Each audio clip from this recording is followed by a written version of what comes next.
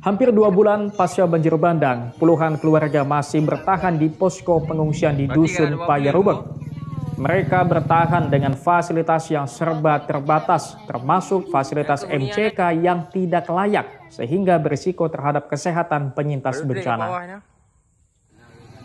Melihat kondisi itu, Palang Merah Indonesia Kota Jakarta Barat bekerja sama dengan PMI Aceh Utara membangun 4 unit fasilitas MCK komunal di sekitar lokasi pengungsian. Pembangunan MCK komunal untuk memberikan akses sanitasi yang layak bagi para pengungsi sambil menunggu proses pembangunan hunian sementara atau huntara.